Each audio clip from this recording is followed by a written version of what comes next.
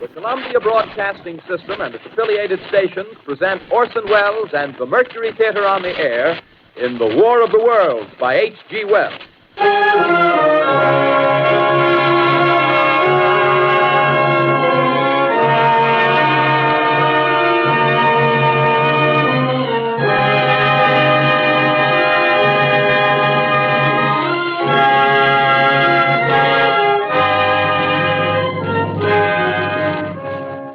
Ladies and gentlemen, the director of the Mercury Theater and star of these broadcasts, Orson Welles. We know now that in the early years of the 20th century, this world was being watched closely by intelligences greater than man's, and yet as mortal as his own. We know now that as human beings busied themselves about their various concerns, they were scrutinized and studied, perhaps almost as narrowly as a man with a microscope might scrutinize the transient creatures that swarm and multiply in a drop of water.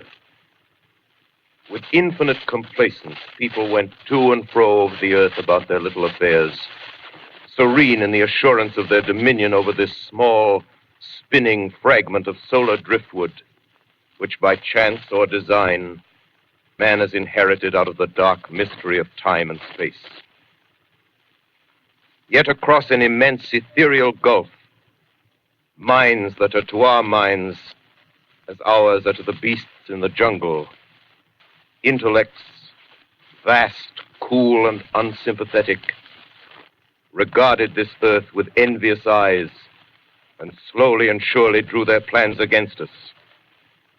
In the 39th year of the 20th century came the Great Disillusionment. Near the end of October, business was better. The war scare was over. More men were back at work. Sales were picking up. On this particular evening, October 30th, the Crosley service estimated that 32 million people were listening in on radios. For the next 24 hours, not much change in temperature. A slight atmospheric disturbance of undetermined origin is reported over Nova Scotia, causing a low-pressure area to move down rather rapidly over the northeastern states, bringing a forecast of rain accompanied by winds of light gale force. Maximum temperature 66, minimum 48. This weather report comes to you from the Government Weather Bureau. We take you now to the Meridian Room in the Hotel Park Plaza in downtown New York, where you will be entertained by the music of Raymond Raquello and his orchestra.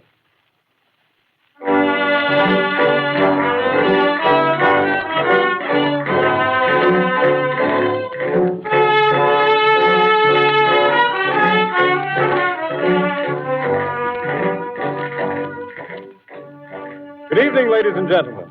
From the Meridian Room in the Park Plaza Hotel in New York City, we bring you the music of Raymond Raquello and his orchestra. With a touch of the Spanish, Raymond Raquello leads off with La Comparsita.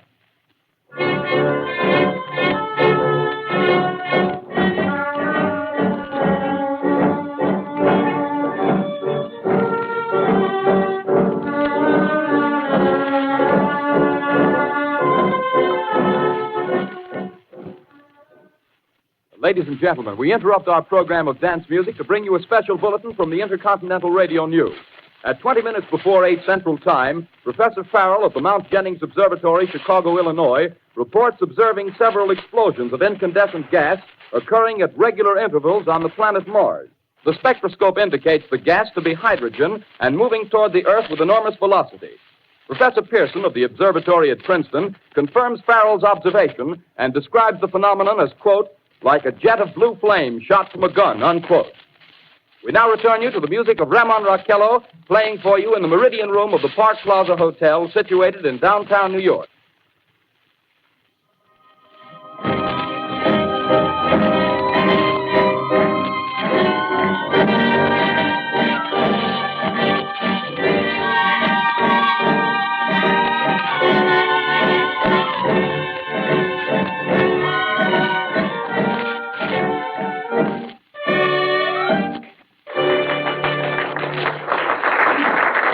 And now a tune that never loses favor, the ever-popular Stardust, Raymond Raquello and his orchestra.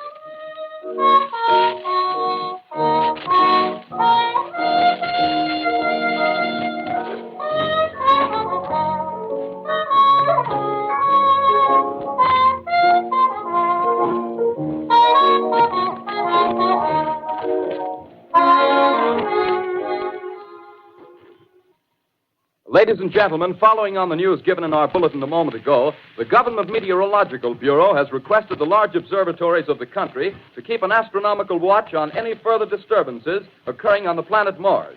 Due to the unusual nature of this occurrence, we have arranged an interview with the noted astronomer, Professor Pearson, who will give us his views on this event. In a few moments, we will take you to the Princeton Observatory at Princeton, New Jersey. We return you until then to the music of Ramon Raquello and his orchestra.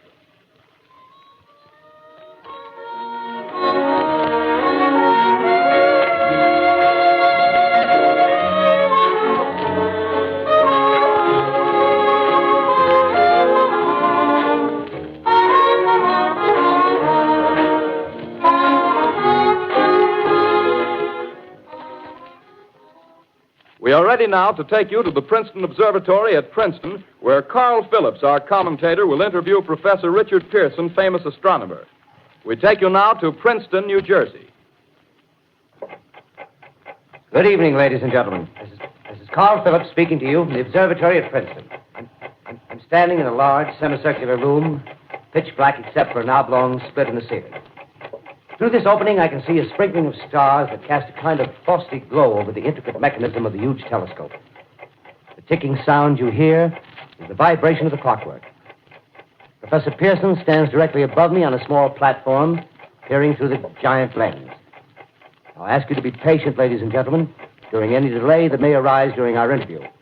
Besides the ceaseless watch of the heavens, Professor Pearson may be interrupted by telephone or other communications. During this period, he is in constant touch with the astronomical centers of the world. Professor, may I begin our questions?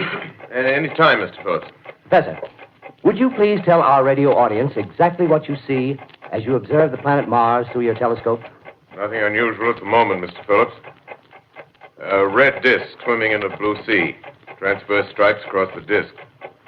Quite distinct now because Mars happens to be at the point nearest the Earth, in opposition, as we call it. In your opinion, what do these transverse stripes signify, Professor Pearson?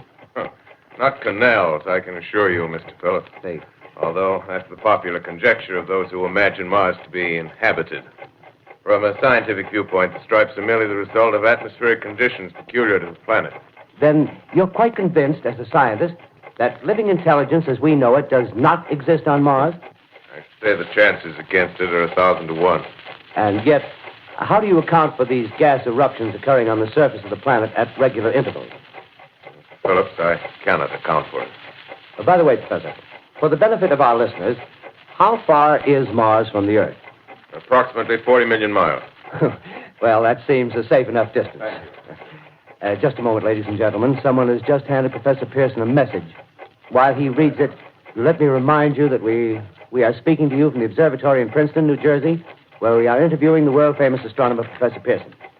One moment, please. Professor Pearson has passed me a message which he has just received.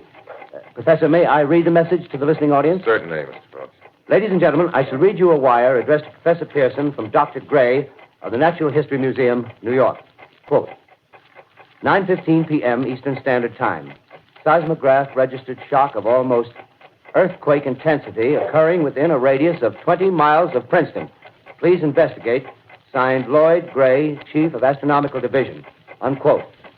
Professor Pearson, could this occurrence possibly have something to do with the disturbances observed on the planet Mars? Hardly, Mr. Phillips. This is probably a meteorite of unusual size, and its arrival at this particular time is merely a coincidence. However, we shall conduct a search as soon as daylight permits. Thank you, Professor. Ladies and gentlemen, for the past 10 minutes, we've been speaking to you from the observatory at Princeton, bringing you a special interview with Professor Pearson, noted astronomer. This is Carl Phillips speaking. We are returning you now to our New York studio.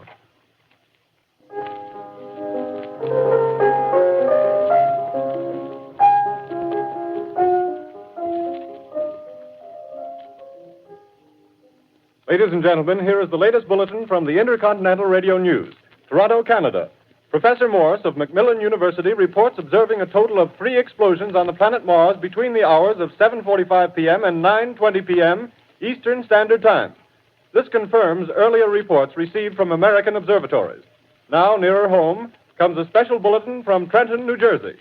It is reported that at 8:50 p.m., a huge flaming object, believed to be a meteorite, fell on a farm in the neighborhood of Grover's Mill, New Jersey, 22 miles from Trenton. The flash in the sky was visible within a radius of several hundred miles, and the noise of the impact was heard as far north as Elizabeth. We have dispatched a special mobile unit to the scene, and we'll have our commentator, Carl Phillips, give you a word picture of the scene as soon as he can reach there from Princeton. In the meantime, we take you to the Hotel Martinet in Brooklyn, where Bobby Millett and his orchestra are offering a program of dance music.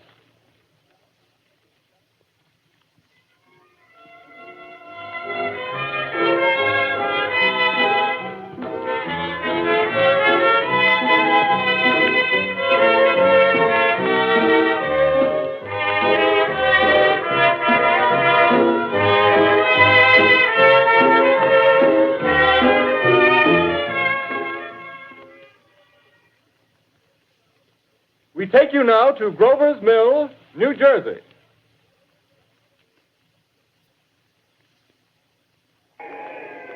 Ladies and gentlemen, this is Carl Phillips again, out at the Wilmot Farm, Grover's Mill, New Jersey. Professor Pearson and myself made the 11 miles from Princeton in 10 minutes. Well, I hardly know where to begin. To paint for you a word picture of the strange scene before my eyes, like something out of a modern Arabian Nights. Well, I just got here. I haven't had a chance to look around yet. I guess that's it. Yes, I guess that's the thing directly in front of me. Half buried in a vast pit. Must have struck with terrific force. The ground is covered with splinters of a tree. It must have struck on its way down. But I can see the object itself doesn't look very much like a meteor. At least not the meteors I've seen. It looks more like a huge cylinder. Has a diameter of, what would you say, Professor Pearson? What's that? What would you say, what's the diameter of this? About 30 yards. About 30 yards. The metal on the sheath is, well, I've never seen anything like it. The color is sort of yellowish white. It's curious. Spectators now are pressing close to the object in spite of the efforts of the police to keep them back. Getting in front of my line of vision. Would you mind standing one side, please? While the police are pushing the crowd back. Here's Mr. Wilmot, owner of the farm here. He may have some interesting facts to add. Mr. Wilmot, would you please tell the radio audience as much as you remember of this rather unusual visitor that dropped in your backyard? A step closer, please. Ladies and gentlemen, this is Mr. Wilmot. Well, I was listening to the radio. Closer and louder, please. Pardon me? Louder, please, closer. Yes. I was listening to the radio and kind of drowsing. That professor fellow was talking about Mars, so I was half chosen and half... Yes, Mr. Wilmot, and then what happened? Well, as I was saying, I was listening to the radio... kind of halfway. Yes, Mr. Wilmot. And then you saw something. Well, not first off. I heard something. And what did you hear? A hissing sound like this. Kind of like a 4th of July rocket. Yes, then what? I turned my head out the window and would have sworn I was to sleep and dreaming. Yes? I seen a kind of greenish streak and then zingo. Something smacked the ground. Knocked me clear out of my chair. Well, were you frightened, Mr. Wilmot? Well, I ain't quite sure. I reckon I was kind of riled. Well, thank you, Mr. Wilmot. Thank you very much. Yeah, you want me to tell No, that's quite all right. That's plenty. Ladies and gentlemen, you've just heard Mr. Wilmot, owner of the farm where this thing has fallen. I wish I could convey the atmosphere, the background of this fantastic scene. Hundreds of cars are parked in a field in back of us, and the police are trying to rope off the roadway leading into the farm, but it's no use. They're breaking right through. The car's headlights throw an enormous spotlight on the pit where the object's half buried. Now, some of the more daring souls now are venturing near the edge. Their silhouettes stand out against the metal sheen. One man wants to touch the thing. He's having an argument with the policeman. The policeman wins. Now, ladies and gentlemen, there's something I haven't mentioned in all this excitement, but it's becoming more distinct. Perhaps you've caught it already on your radio. Listen, please. Do you hear it? It's a curious humming sound that seems to come from inside the object. I'll move the microphone nearer. Here. Now, we're not more than 25 feet away. Can you hear it now? Professor Pearson. Yes, Mr. Grover. Can you tell us the meaning of that scraping noise inside the thing? Possibly the unequal cooling of its surface. I say, do you still think it's a meteor, Professor? I don't know what to think. The metal casing is definitely extraterrestrial. Not found on this Earth. Friction with the Earth's atmosphere usually tears holes in a meteorite. This thing is smooth, and you can see its cylindrical Just a minute. shape. Something's happening. Ladies and gentlemen, this is terrific. This end of the thing is beginning to flake off. The top is beginning to rotate like a screw, and the thing must be hollow. He's moving. Keep back there. Keep back there. Keep those men back. Keep back there. Keep those idiots back. Keep off. The top's loose. Look out, Dad. Stand back. Ladies and gentlemen, this is the most terrifying thing I've ever witnessed. Wait a minute. Someone calling someone or something. I can see coming out of that black hole two luminous discs. The eyes, it might be a face, might be almost Good heavens, something wriggling out of the shadow like a gray snake. Now it's another one, and another one, and another one. They look like tentacles to me. Oh, yeah, I can see the thing's body. Now it's large as a bear. It glistens like wet leather, but that face, ladies and gentlemen, it's indescribable. I can hardly force myself to keep looking at it. It's so awful. The eyes are black, and they gleam like a serpent. The mouth is kind of V-shaped with saliva dripping from its rimless lips. It seemed to quiver and pulsate, and the monster, or whatever it is, can hardly move. It seems weighed down by possibly gravity or something. The thing's rising up now, and the crowd falls back. They've seen plenty. The most extraordinary experience, ladies and gentlemen. I can't find words. Well, I'll pull this microphone with me as I talk. I'll have to stop the description until I can take a new position. Hold on, will you, please? I'll be right back in a minute.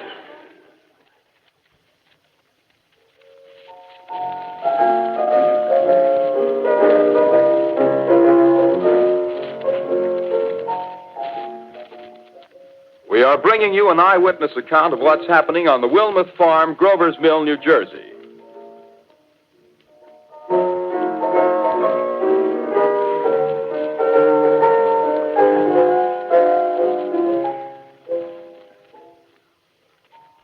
We now return you to Carl Phillips at Grover's Mill. Ladies and gentlemen, am I on? Ladies and gentlemen, here I am, back of a stone wall that adjoins Mr. Wilmuth's garden. From here, I get a sweep of the whole scene. I'll give you every detail as long as I can talk and as long as I can see. The more state police have arrived. They're drawing up a cordon in front of the pit. About 30 of them. No need to push the crowd back now. They're willing to keep their distance. The captain's conferring with someone. Can't quite see who. Oh, yes, I believe it's Professor Pearson. Yes, it is. Now they've parted, and the professor moves around one side, studying the object while the captain and two policemen advance with something in their hands. I can see it now. It's a white handkerchief tied to a pole. Flag of truce. If those preachers know what that means, what anything means.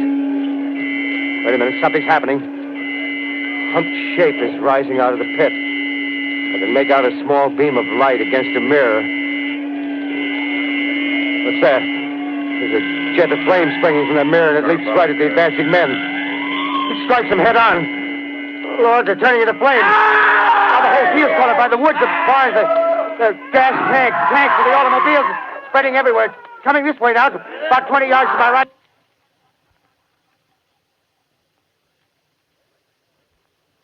Ladies and gentlemen, due to circumstances beyond our control, we are unable to continue the broadcast from Grover's Mill. Evidently, there's some difficulty with our field transmission. However, we will return to that point at the earliest opportunity. In the meantime, we have a late bulletin from San Diego, California. Professor Indelkoffer, speaking at a dinner of the California Astronomical Society, expressed the opinion that the explosions on Mars are undoubtedly nothing more than severe volcanic disturbances on the surface of the planet. We continue now with our piano interlude.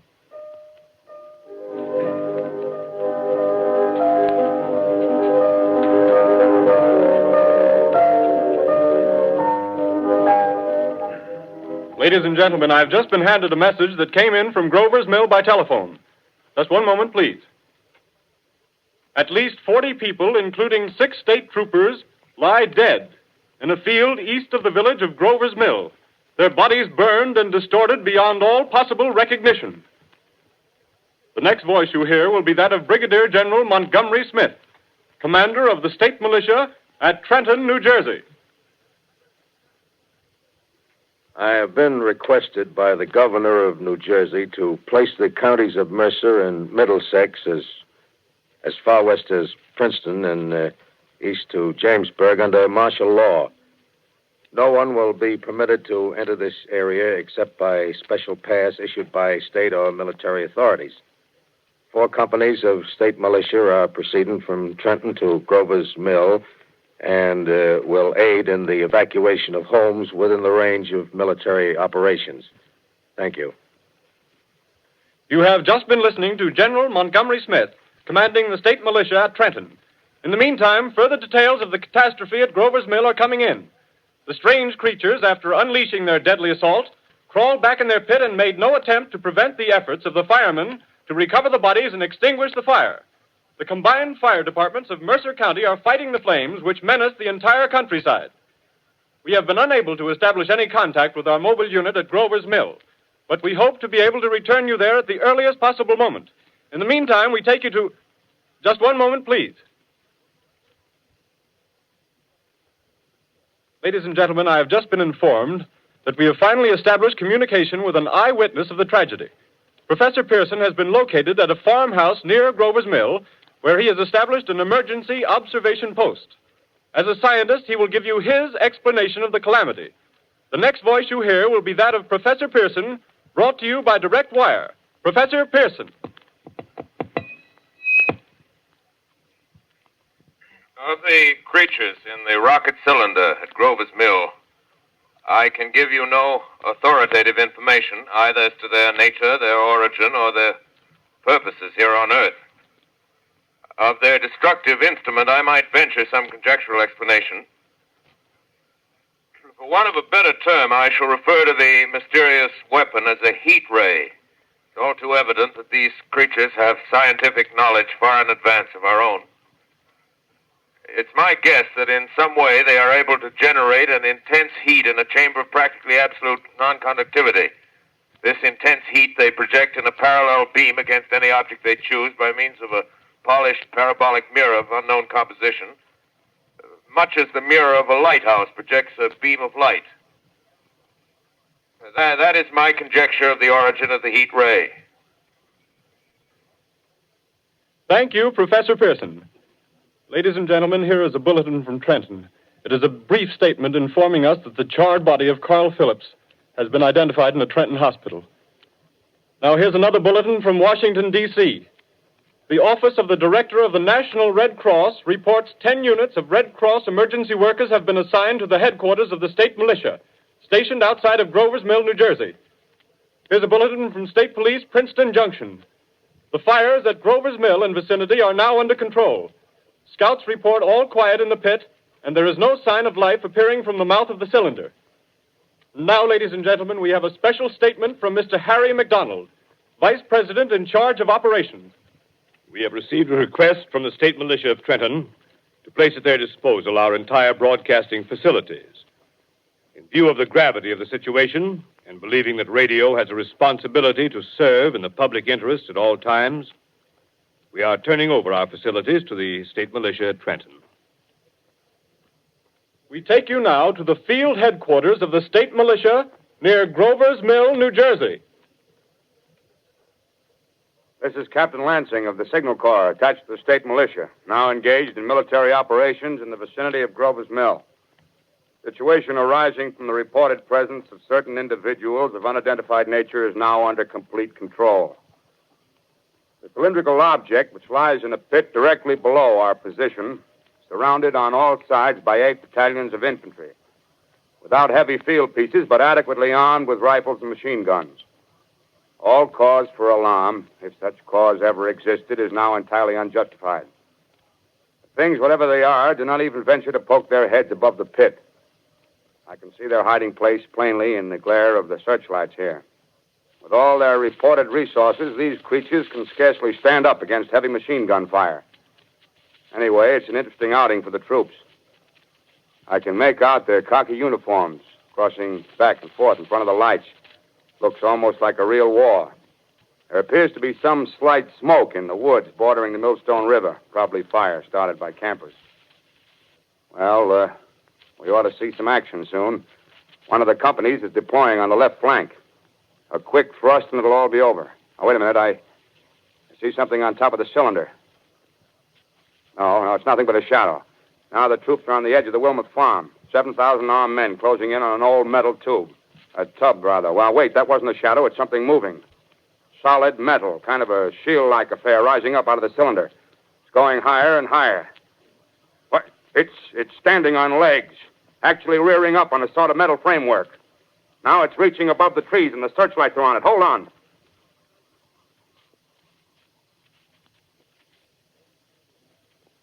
Ladies and gentlemen, I have a grave announcement to make. Incredible as it may seem, both the observations of science and the evidence of our eyes lead to the inescapable assumption that those strange beings who landed in the Jersey farmlands tonight are the vanguard of an invading army from the planet Mars. The battle which took place tonight at Grover Mills has ended in one of the most startling defeats ever suffered by an army in modern times. 7,000 men armed with rifles and machine guns pitted against a single fighting machine of the invaders from Mars. 120 known survivors. The rest strewn over the battle area from Grover's Mill to Plainsboro, crushed and trampled to death under the metal feet of the monster, or burned to cinders by its heat ray. The monster is now in control of the middle section of New Jersey and has effectively cut the state through its center. Communication lines are down from Pennsylvania to the Atlantic Ocean. Railroad tracks are torn and service from New York to Philadelphia discontinued, except routing some of the trains through Allerton and Phoenixville. Highways to the north, south, and west are clogged with frantic human traffic. Police and Army reserves are unable to control the mad flight. By morning, the fugitives will have swelled Philadelphia, Camden, and Trenton, it is estimated, to twice their normal population. Martial law prevails throughout New Jersey and eastern Pennsylvania. At this time, we take you to Washington for a special broadcast on the national emergency. The Secretary of the Interior. Citizens of the nation, I shall not try to conceal the gravity of the situation that confronts the country, nor the concern of your government in protecting the lives and property of its people.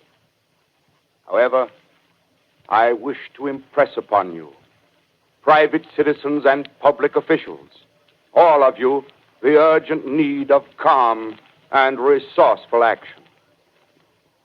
Fortunately, this formidable enemy is still confined to a comparatively small area, and we may place our faith in the military forces to keep them there.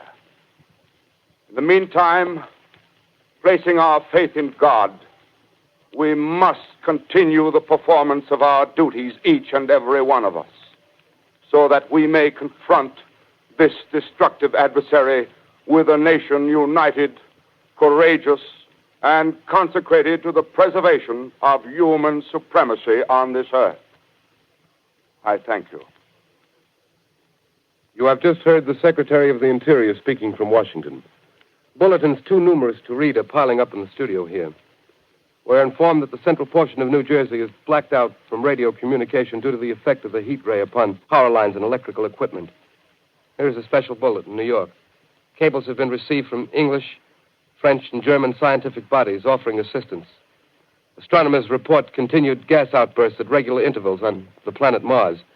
The majority voiced the opinion that the enemy will be reinforced by additional rocket machines. There have been several attempts made to locate Professor Pearson of Princeton, who has observed Martians at close range. It is feared he was lost in the recent battle. Langham Field, Virginia. Scouting planes report 3 Martian machines visible above treetops, moving north toward Somerville with population fleeing ahead of them. The heat ray is not in use, although advancing at express train speed, invaders pick their way carefully. They seem to be making a conscious effort to avoid destruction of cities and countryside. However, they stop to uproot power lines, bridges, and railroad tracks. Their apparent objective is to crush resistance, paralyze communication, and disorganize human society. Here is a bulletin from Basking Ridge, New Jersey. Coon hunters have stumbled on a second cylinder similar to the first, embedded in the great swamp 20 miles south of Morristown. Army field pieces are proceeding from Newark to blow up the second invading unit before the cylinder can be opened and the fighting machine rigged. They are taking up a position in the foothills of Watchung Mountains. Another bulletin from Langham Field, Virginia. Scouting planes report enemy machines, now 3 in number, increasing speed northward, kicking over houses and trees in their evident haste to form a conjunction with their allies south of Morristown. Machines also sighted by telephone operator east of Middlesex, within 10 miles of Plainfield. Here's a bulletin from Winston Field, Long Island. A fleet of Army bombers carrying heavy explosive flying north in pursuit of enemy. Scouting planes act as guides. They keep the speeding enemy in sight. Just a moment, please, ladies and gentlemen. We've run special wires to the artillery line in adjacent villages to give you direct reports in the zone of the advancing enemy. First, we take you to the battery of the 22nd Field Artillery, located in the Watchung Mountains. Range 32 meters. 32 meters. Direction 39 degrees. 39 degrees. Fire. 140 yards to the right, sir. Shift range 31 meters. 31 meters. Projection 37 degrees. 37 degrees. Fire.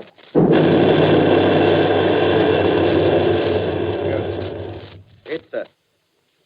Got the tripod of one of them. They've stopped. The others are trying to repair it. Quick, get the range. Shift 30 meters. 30 meters. Projection 27 degrees. 27 degrees. Fire.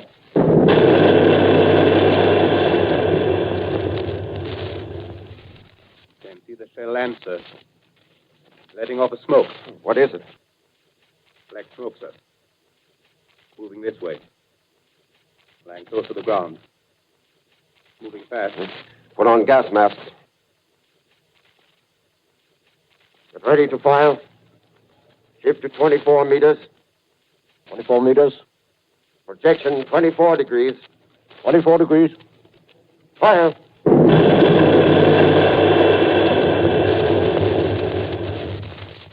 Still can't see, sir. Smoke's coming nearer. Get the range. 33 meters. 23 meters. 23 meters. Protect 22 degrees. 22 degrees.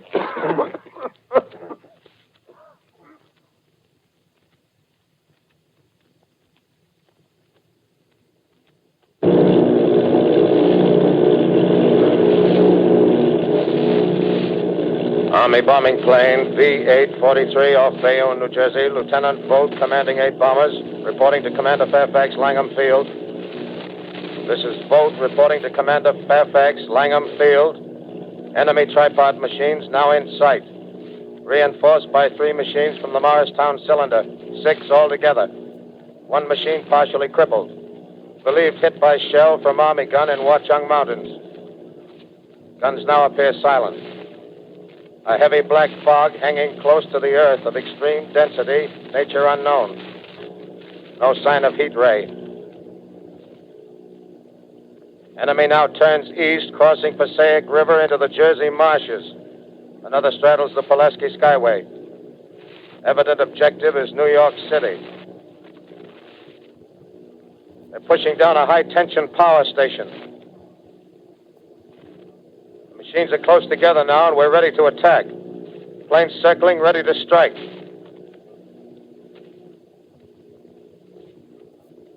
A 1,000 yards, and we'll be over the first.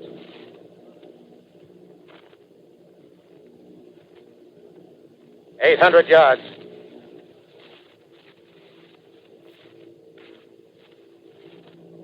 600.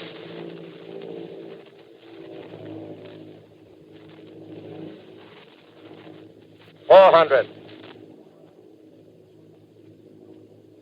200. There they go. The giant arm raised. Green flash. They're spraying us with flame. 2,000 feet. Engines are giving out. No chance to release bombs. Only one thing left. Drop on them, plane and all. We're diving on the first one. Now the engine's gone. 8.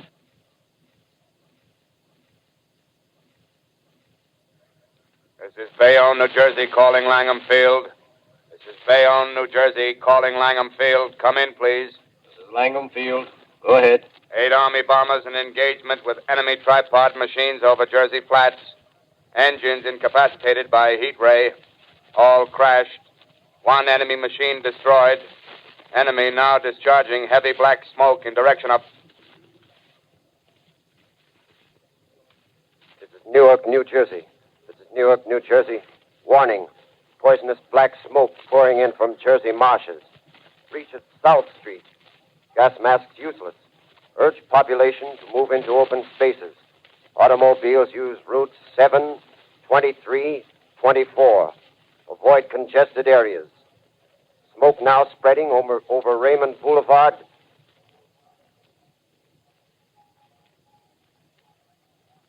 X2L calling CQ, 2X2L calling CQ, 2X2L calling 8X3R. Come in, please.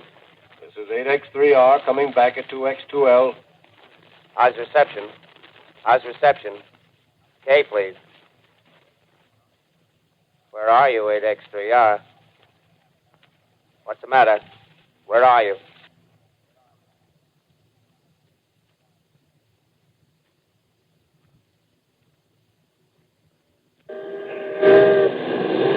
I'm speaking from the roof of Broadcasting Building. I'm speaking from the roof of Broadcasting Building, New York City. The bells you hear are ringing to warn the people to evacuate the city as the Martians approach. Estimated in the last 2 hours, 3 million people have moved out along the roads to the north. Hutchison River Parkway is still kept open for motor traffic. Avoid bridges to Long Island, hopelessly jammed. All communication with Jersey Shore closed 10 minutes ago. No more defenses. Our army is wiped out. Artillery, Air Force, everything wiped out. This may be the last broadcast. We'll stay here to the end. People are holding service here below us in the cathedral. Now I look down the harbor, all manner of boats, overloaded with fleeing population pulling out from docks. Streets are all jammed. Noise in crowds like New Year's Eve in city. Wait a minute. The enemy is now in sight above the Palisades. Five great machines. First one is crossing the river. I can see it from here, wading the Hudson like a man wading through a brook. A bulletin is handed me. Martian cylinders are falling all over the country. One outside of Buffalo, one in Chicago, St. Louis. Seem to be timed and spaced. Now the first machine reaches the shore. He stands watching, looking over the city. The steel cowlish head is even with the skyscrapers. He waits for the others. They rise like a line of new towers on the city's west side. Now they're lifting their metal hands. This is the end now. Smoke comes out, black smoke drifting over the city. People in the streets see it now. They're running toward the East River, thousands of them, dropping in like rats. Now the smoke's spreading faster. It's reached Times Square.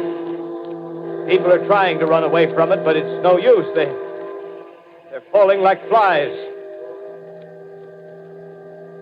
Now the smoke's crossing 6th Avenue. 5th Avenue. 100 yards away. It's 50 feet.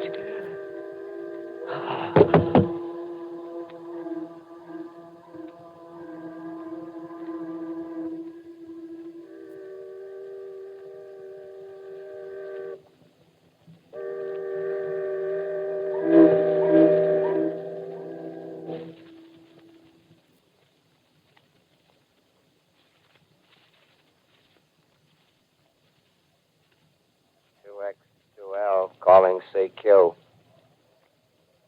2X2L calling CQ. 2X2L calling CQ, New York. Isn't there anyone on the air? Isn't there anyone on the air? Isn't there anyone? 2X2L.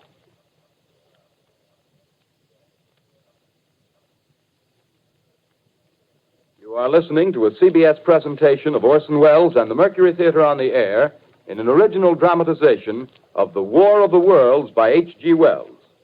The performance will continue after a brief intermission. This is the Columbia Broadcasting System. The War of the Worlds by H.G. Wells, starring Orson Welles and the Mercury Theater on the Air.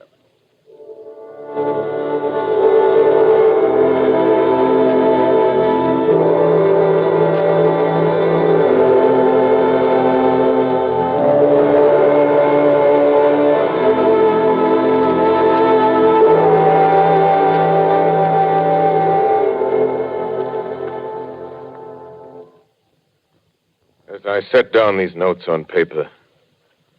I'm obsessed by the thought that I may be the last living man on Earth.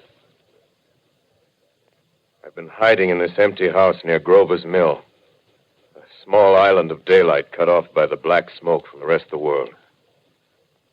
All that happened before the arrival of these monstrous creatures in the world now seems part of another life. A life that has no continuity with the present.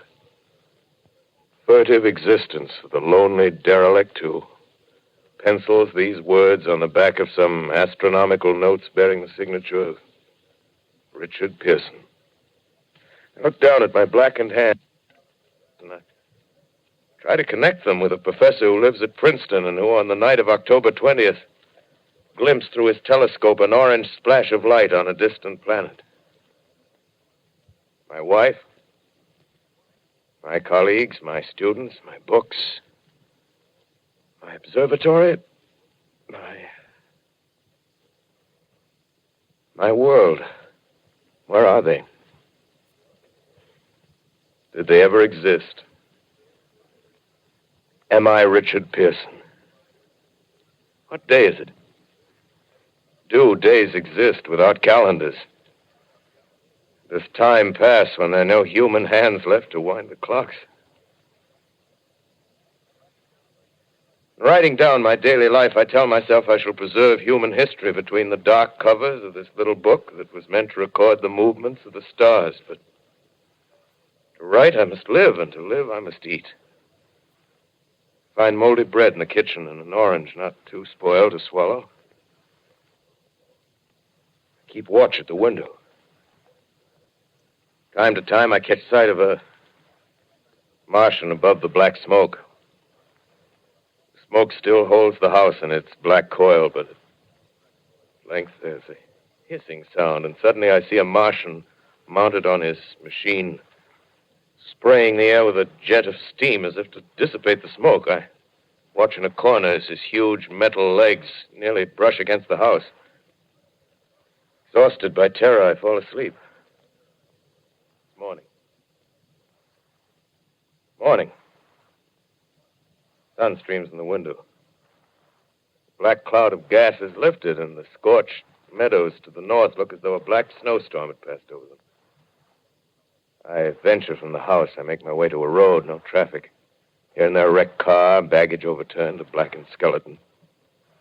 Push on north. For some reason, I feel safer trailing these monsters than running away from them. And I keep a careful watch. I've seen the Martians feed. Should one of their machines appear over the top of trees, I'm ready to fling myself flat on the earth. Come to a chestnut tree. October. Chestnuts are ripe. Fill my pockets. I must keep alive. 2 days I wander in a vague northerly direction through a desolate world. Finally, I notice a living creature. A small red squirrel in a beech tree. I stare at him and wonder. He stares back at me. I believe at that moment the animal and I shared the same emotion. The joy of finding another living being. push on north. I find dead cows in a brackish field, and beyond the charred ruins of a dairy, the silo remains standing guard over the wasteland like a lighthouse, deserted by the sea.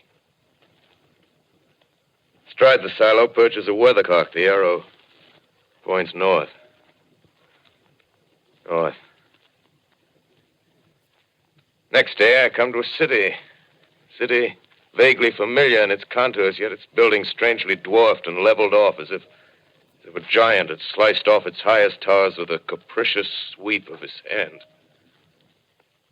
Reached the outskirts. I found Newark. Newark, undemolished but humbled by some whim of the advancing Martians. Presently, with an odd feeling of being watched, I caught sight of something crouching in a doorway. I made a step towards it, and it rose up and became a man. A man armed with a large knife. Stop! Where do you come from? I come from many places. A long time ago, from Princeton. Princeton, huh? That's near Grover's Mill. Yes. Grover's Mill. There's no food here. This is my country. All this end of town down the river. There's only food for one. Which way are you going? I don't know. I guess I'm looking for people. Hey, what was that? Did you hear something just then? No. Only a bird. A live bird. Yeah. You get to know that birds have shadows these days. Say, we're in the open here. Let's crawl in this doorway here and talk. Have you seen any Martians? No. They're going over to New York. Night, the sky's alive with their lights, just as if people were still living in it. By daylight, you can't see them. 5 days ago, a couple of them carried something big across the flats from the airport. I think they're learning how to fly. Fly? Yeah, fly. Hmm. Then it's all over with humanity. Stranger, there's still you and I. 2 of us left. Yeah. They got themselves in solid. They wrecked the greatest country in the world. Those green stars, they're probably falling somewhere every night. They've only lost one machine. There isn't anything to do. We're done. We're licked. Where were you? You're in a uniform. Yeah, what's left of it. I was in the militia. National Guard. That's good. There wasn't any war. Any more than there's war between men and ants. Yes, but we're eatable ants. I found that out. What'll they do to us? I thought it all out. Right now, we're caught as we're wanted. A Martian only has to go a few miles to get a crowd on the run. But they won't keep on doing that. They'll begin catching us systematic, like keeping the best and storing us in cages and things. They haven't begun on us yet. Not begun? Not begun. All that's happened so far is because we don't have sense enough to keep quiet. Bothering them with guns and such stuff and losing our heads and rushing off in crowds.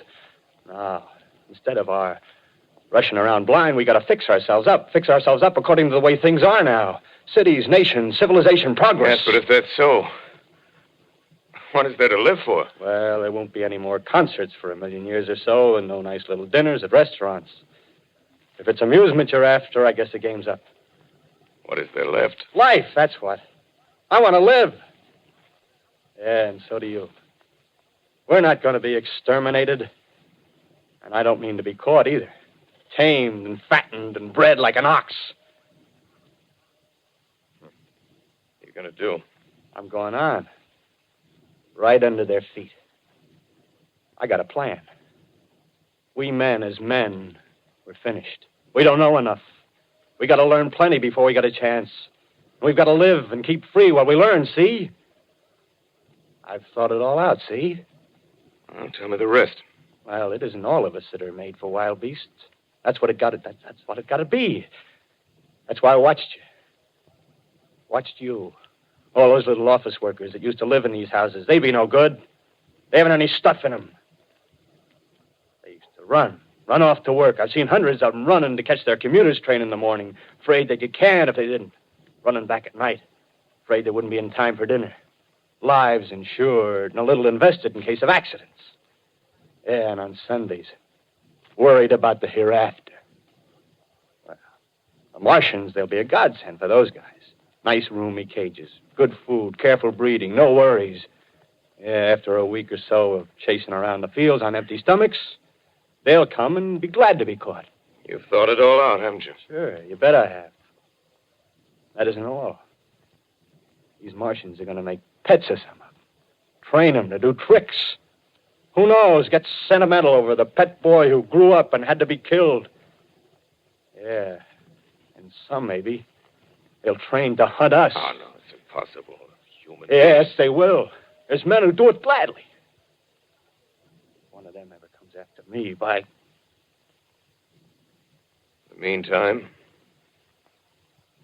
you and I and others like us, where are we to live when the Martians own the Earth?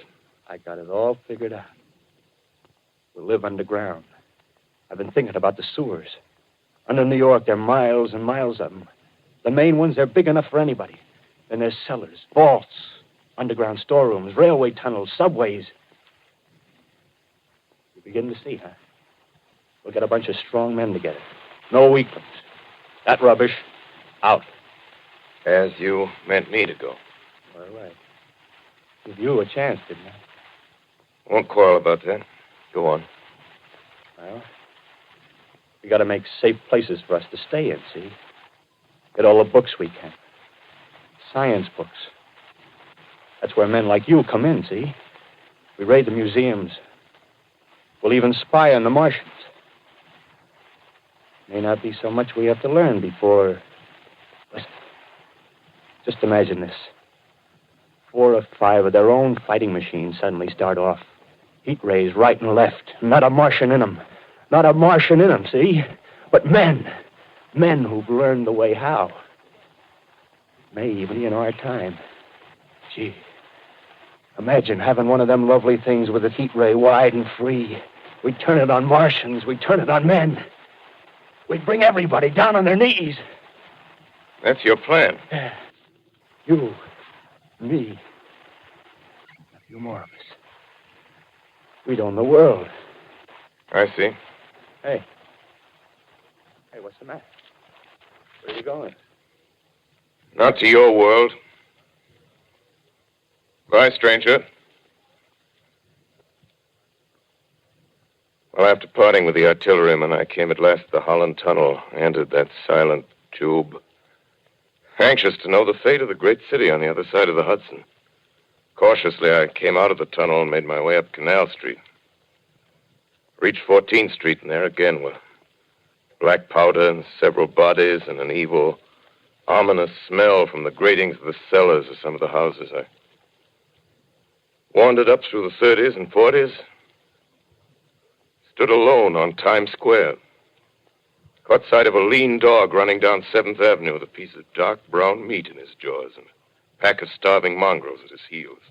Made a wide circle around me as though he feared I might prove a fresh competitor. Walked up Broadway in the direction of that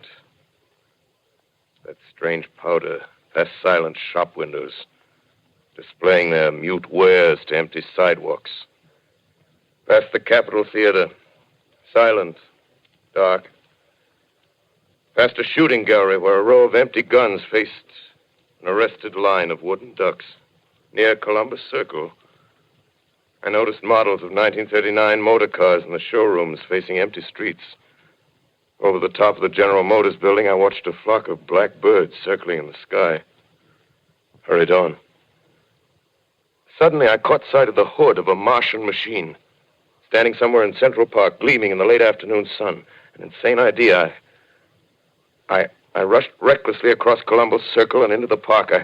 I climbed a small hill above the pond at 60th Street, and from there I could see, standing in a silent row along the mall, 19 of those great metal titans, their cowls empty, their steel arms hanging listlessly by their sides. I looked in vain for the monsters that inhabit those machines.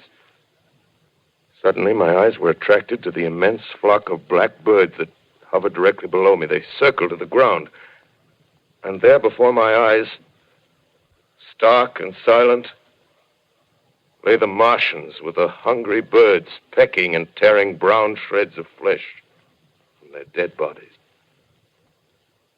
Later, when their bodies were examined in laboratories, it was found that they were killed by the putrefactive and disease bacteria against which their systems were unprepared. Slain, after all, man's defenses had failed by the humblest thing that God, His wisdom, has put upon this earth. Before the cylinder fell, there was a general persuasion that through all the deep of space, no life existed beyond the petty surface of our minute sphere. Now we see further. Dim and wonderful is the vision I've conjured up in my mind of life spreading slowly from this little seedbed of the solar system throughout the inanimate vastnesses of sidereal space. But it's a remote dream.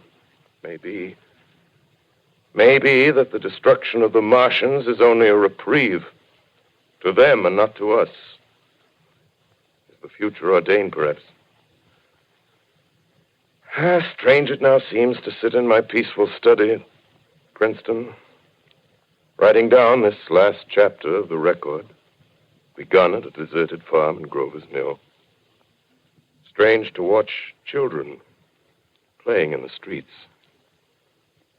Strange to see young people strolling on the green where the new spring grass heals the last black scars of a bruised earth.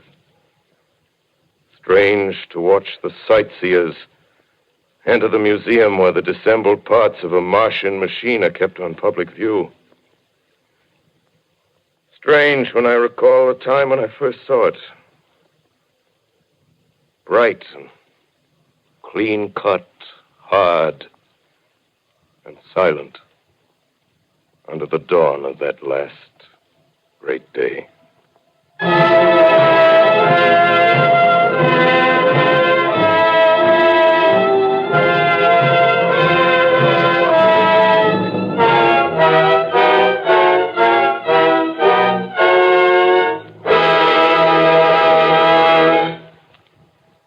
This is Orson Welles, ladies and gentlemen, out of character, to assure you that the War of the Worlds has no further significance than as the holiday offering it was intended to be. The Mercury Theater's own radio version of dressing up in a sheet and jumping out of a bush and saying boo. Starting now, we couldn't soap all your windows and steal all your garden gates by tomorrow night, so we did the best next thing. We annihilated the world before your very ears and utterly destroyed the CBS. You will be relieved, I hope, to learn that we didn't mean it and that both institutions are still open for business. So goodbye, everybody, and remember, please, for the next day or so, the terrible lesson you learned tonight. That grinning, glowing, globular invader of your living room is an inhabitant of the pumpkin patch, and if your doorbell rings and nobody's there, that was no Martian. It's Halloween.